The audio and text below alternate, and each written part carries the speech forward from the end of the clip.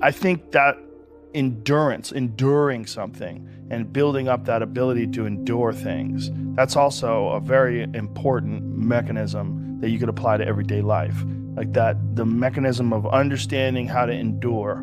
Because a lot of people are just running from discomfort. They're running from it. They're just avoiding it. It's so easy to. And like if you get distracted for a second, you're like, let me check my phone. You just start going through your phone and looking at bullshit, and you're just distracting yourself from the tiniest frustration of boredom. Just the little, we don't get bored anymore. Or if we get bored for these tiny amounts of time, then you get distracted. So your distraction is eliminating your boredom. But the problem with that is like, there's certain thoughts that only come to you when you're thinking, when you don't have any input coming in.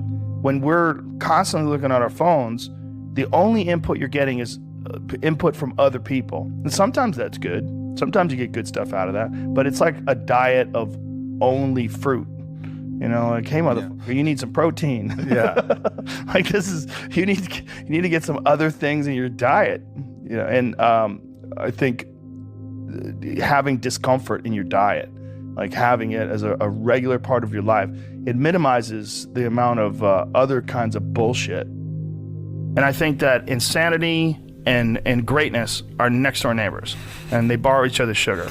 There's something about mastery, like true mastery, that requires you to shut off massive areas of your life, personal areas, relationships, education. My education was a joke. I mean, until I was 21 years old, until I started doing stand-up comedy, I didn't read books. I mean, I might have read a Stephen King book here and there to kill time while I was on the train on my way to training.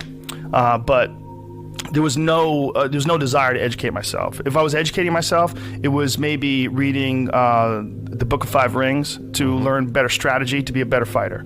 That was all it was. Or was there ever a point where you said, I'm a little out of balance, I need to go the other way? Well, I realized I was a flawed person for sure. You know, and I think in realizing that you're a flawed person... What helped you realize that? Just fucking up.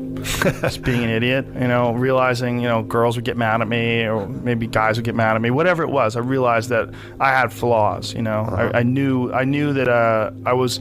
And then also failing at comedy.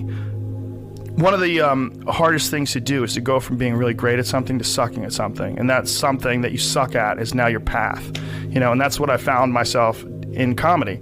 You know, I could get laughs every now and then, but I knew I wasn't anything special. I knew I was terrible. And there was something exciting about being terrible because I had potential, because there was potential for growth. You know, if you start doing it and you're great at it, like naturally, like maybe I wouldn't have had the motivation to do it as a living for 25 years like I've done. I don't know. But at that time, you know, making that transition from martial arts competition to being a comedian, that's when I started going down the road of balance and started trying to balance myself as a person.